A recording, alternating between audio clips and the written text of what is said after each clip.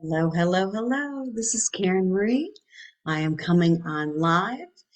I come on live this every month, and I am here by popular demand. It's been asked that I talk about transitions and how to transition kids. So imagine, if you will, an Albert Einstein or Michael Jordan or uh, my friend Kelsey, who's an art drama, television, uh, dueling piano, author, musician, singer-songwriter. She's like majorly gifted, right? So imagine someone like Einstein that has all of these things that they're inventing in their mind, or all of these songs that they're writing, or or books that they're writing, but you can't see it on the outside. It's all happening in their imagination, right? And so we have these kids that are super, super creative, that have an entire life going on, a whole movie playing that might be more interesting than what the teacher is saying right now or what the parent is saying right now. And so, how do we transition these super creatives out of their imagination and into the environment around them so they can pay attention to the details around them? And that is called transition. And a really solid elementary school teacher, especially your kindergarten preschool teachers, they are masters at this. They literally understand that that a child is not going to transition from what they think's important, because they don't have the character and they don't have the self-discipline and they don't have the cognitive ability. They need to be taught and trained, um, to come from one activity and go into another activity. And so one way that we can do this is to give warnings, to use your timer on your phone, to use an egg timer, to use a kitchen timer, so that they can get into time and space, right? Because for those kids that are on the spectrum, for those kids with attention, focus, and concentration issues, that's not a thing that comes naturally to them. To preschool, to a daycare student, to a kindergarten student, that might not be something that comes natural to them. It's something that has to be taught. And so, to transition kids out, uh, to have either a picture schedule, or as they're starting to read, a word schedule, before they know how to tell time. Then maybe just have if you have a digital clock in your classroom, or if you have an analog, uh, take pictures of those things and take pictures of those times, so to help anchor them in.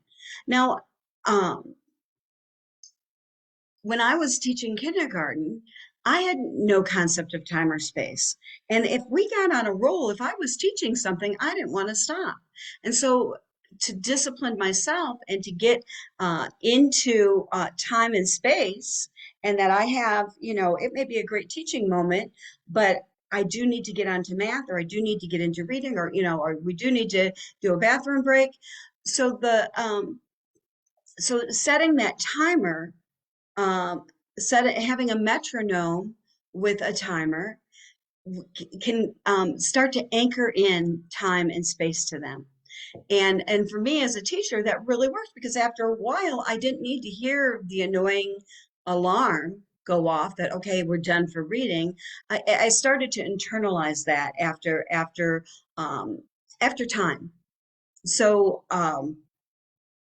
one of the things that I teach and that I've taught, that you can go to the private Facebook group and get entered in is on the synapses in the brain, the cells in the brain communicating with each other. There's electrical impulses, and then you can read studies, and they're constantly changing. Whether it takes 30 days to create a habit, whether it takes 60 days, whatever the magic number is, it's that repetition. It's firing up those cells and the electrical impulse coming between the cells, and then it becomes a myelin lefevre goes around and makes it a permanent path, makes it a permanent neural pathway, like when you're walking a path in a field, and you walk it the first time, you have to strike away the any grass or anything, but as you keep walking it, pretty soon that path becomes visible, and pretty soon the grass rears away to the dirt, and the dirt rears away to the rocks. And some of the oldest trails in the United States that are now paved highways were that way, or were paths that were followed as America moved west, those trails. And that's what we're doing in the brain. And one of my students came up with like laying railroad tracks. You lay the track, and now the train can go. You lay the track, and now you can think and process, and it becomes it goes into your automatic memory, and you don't have to think about it as much. And so that's what you're doing when you start using a metronome, when you start using timers, is you're helping them internalize time and know what 5 minutes feels like. Know what 10 minutes feels like, know what a half an hour feels like. And as they're transitioning, as you're doing that, then you can give, warnings. Okay, look at the clock, look at the timer. We have got 5 minutes. So that means that you need to be wrapping up your thoughts. You need to be closing, like if you were in a shop, you need to be closing up the shop. You need to be putting things away. You need to be getting ready, because we're going to transition. So you give them a transition time so that they can get out of their thoughts, get out of what they're playing and what they're doing, and into what the next thing on your schedule is. The other thing is to take a deep breath, to rest in the moment, to clear your thoughts, and to teach the kids to clear your thoughts, and that we are going to transition into another thing. We're going to be thinking about something else. And the only way in those early stages that you can do that is to give them some kind of cue. When I was water skiing in the water ski show, we had a soundtrack of songs that came on before the show. I knew that when one song came on, that I should have my makeup done. I knew that when another show came on, I needed to be standing with my skis and my rope or my props, and I was going to jump in. That it was that was my cue. Okay, use music in the classroom all the time. I use music. When I turn on this classical music, then we're in math time. When I turn on this, classical music, we're going into reading time. Schools will do bells, and a 5-minute bell saying you've got 5 minutes to get to class. So any kind of alarms, bells, music, and verbal cues. Now, for your kids that are on the spectrum, for your super creative kids, for your entrepreneurs, and yes, you have kids that have in their DNA how they're wired, that they are entrepreneurs, and they are thinking about what's going on around them. They're thinking about selling things. My son was in kindergarten, and I got a call from the principal saying that my son was selling pixie sticks and different candies on the playground. And my first thought was, oh, that's cool. My son's gonna do well in sales. Like his gifts are starting to come out like really early. And in his first words were numbers. So you can see your the direction your kids are going in. And those entrepreneurs, they might not be interested in, history at the moment. So you have to give them a cue. All right, and sometimes, started to pick on my son, but super, super gifted. And he's like, I'm getting picked on all the time at school by the teacher. And I'm like, do I need to take time off and go see? And he's like, yes. And I did. And sure enough, well, two or three kids, the whole class is talking, two or three kids are talking, and the teacher calls my son's name. And he just said sorry, or, well, like one quick word to somebody as he was settling in, because he was actually listening to the teacher. But the teacher called him out because he's a leader. And maybe, because his feelings were hurt, maybe have a conversation with your leader. And because whatever my son did, everybody else did, because he was a natural leader. And so, but maybe have that conversation with your leaders and let them know, hey, you're a leader. I like the way that you roll. I like the things that you do. And guess what? Everyone around you likes what you do, and they follow you. So there might be some times when it's, when I'm getting, when it's time for me to teach social studies, that I might say, hey, Nick. And then you give a quick look around the room and everybody quiets and listens to you. You may have that conversation, but just don't make the Nicks feel bad for being natural leaders. Don't make them feel like they're getting picked on. But and I did, when I taught second grade, I had two leaders. One was a leader for good, and one was a leader for evil. And I had a conversation with them, and I ended up, because they were so far ahead of the rest of the students, I gave them a special project. And when they were done, they could go over and go to the center in the room, and they could work on dinosaurs, or whatever we had come up with. Um, and that was the kids' cue. When Nathan stood up, that means the first one is done. I better be wrapping up. I better be closing up. I better be finishing up my last thoughts, my last words, my last sentences, because we're getting done with this thing, and we're going on to the next thing. And then for some of your students that are so wrapped up in their world, you might need to have a conversation with them and say, okay, what kind of cues do you want? Do you want me to call your name? Well, for some kids and their personalities, that's the absolute worst. Like that's like being punished. Is like, don't call my name out in front of everybody in class.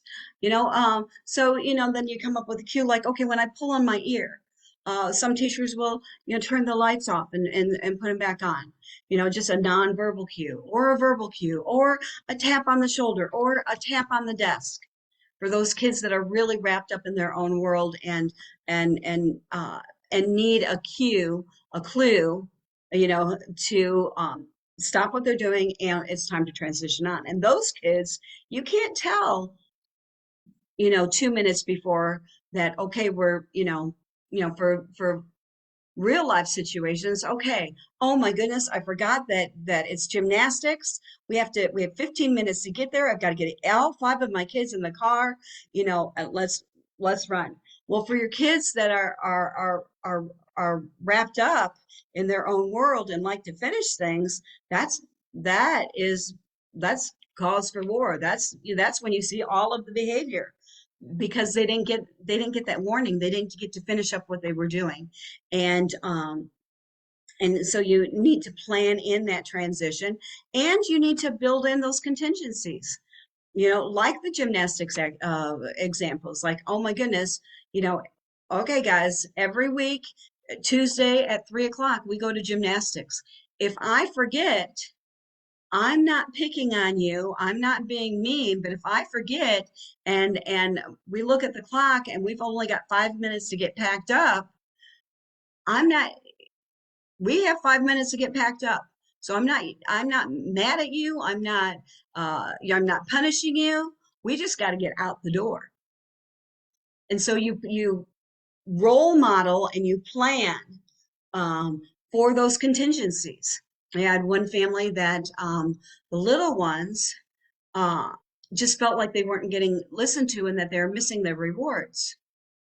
So, the mom would put together some kind of, oh, if you do this, then, we get to do this special thing, together. And, and then, another child comes in with a broken arm. Well, obviously in our minds and from a certain grade level up, kids understand, okay, reward time with mom just got trumped by a broken arm. We need to go into emergency mode. She needs to either throw everybody in the van and take them all to the hospital or find a babysitter at the last minute. But we're in emergency mode now. Our transition is going to be super quick and, because we have an emergency. And so, but the little ones didn't understand that. And so, I'd be like, okay, well, what happened? Oh, well, mom did this and she didn't do that and she didn't do that. I'm like, oh, well, what happened? Well, then, this person came in and is like, well, let's come up with a plan. Let's put together a schedule and then let's have a plan that if something comes up, we write down, okay, mom, you promised me to play, um, you know, uh, Foursquare, or you promised to go bike riding with me, or whatever. And then, the broken arm came up. And so, but let's write that on the board so that the child doesn't feel not listened to. And then they'll start to understand. It's like there's certain family situations that you got to stop, drop, and roll. You got to move. Um, so I hope that was helpful. You can contact me at www.atap, that stands for All Things Are Possible. That's the abbreviation for ATAP, All Things Are Possible, edu.com.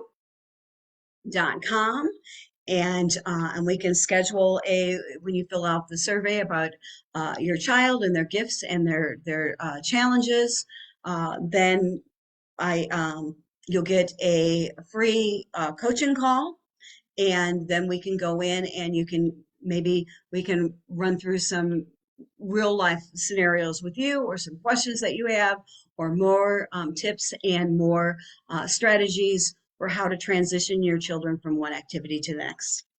Love you, bless you, thank God for you, and I will talk to you soon.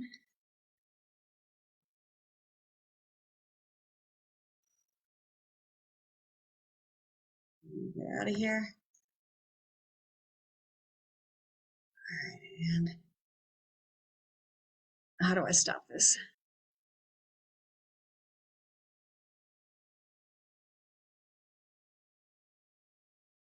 No, I can't make it stop.